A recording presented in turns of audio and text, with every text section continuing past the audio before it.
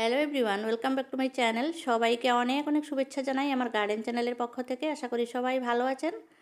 আজকে আমি গাছের জন্য চা বানাচ্ছি।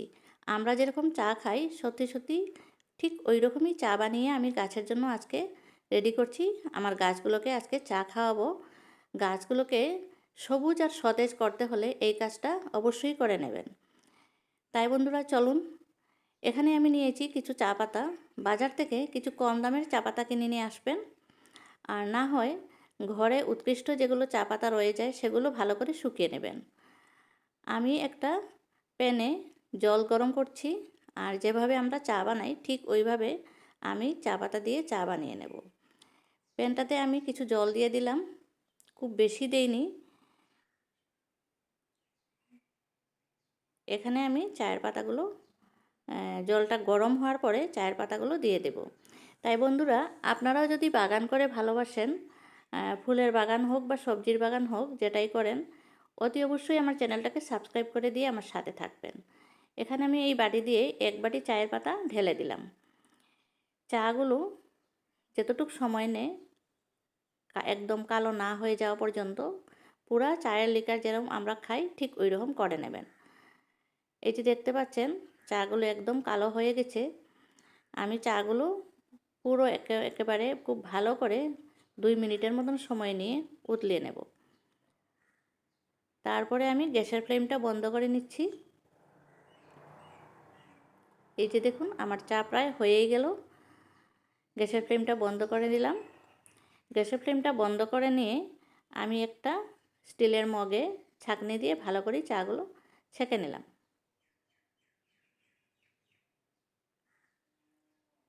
একদম চা আমরা যেভাবে খাই ঠিক ওইভাবেই বানিয়েছি।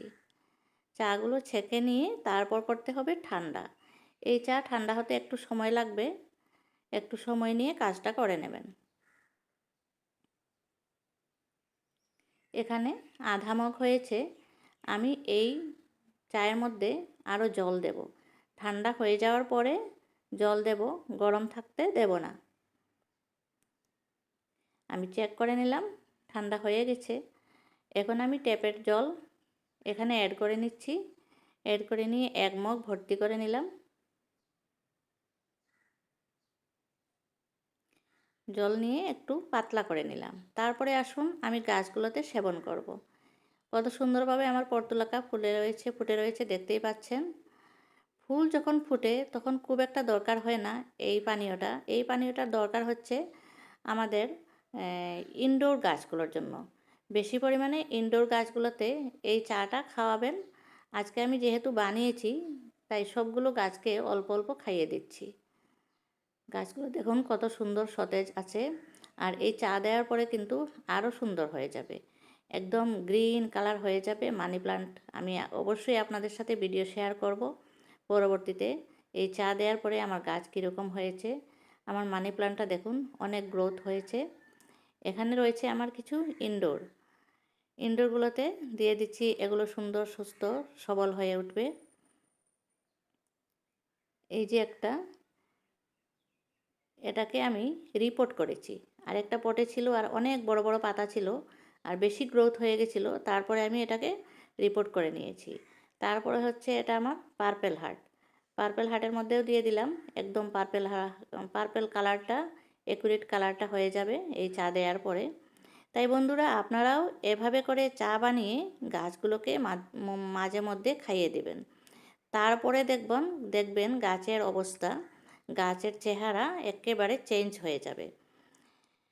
এই পাশটায় রয়েছে আরও দুটো পার্পেল হার্ট, এগুলোতেও আমি একটু একটু করে দিয়ে দেব যেহেতু একটু বেঁচে গেছে। আজকের ভিডিও আমি এখানেই শেষ করছি। সবাই ভালো থাকুন, সুস্থ থাকুন। Happy gardening.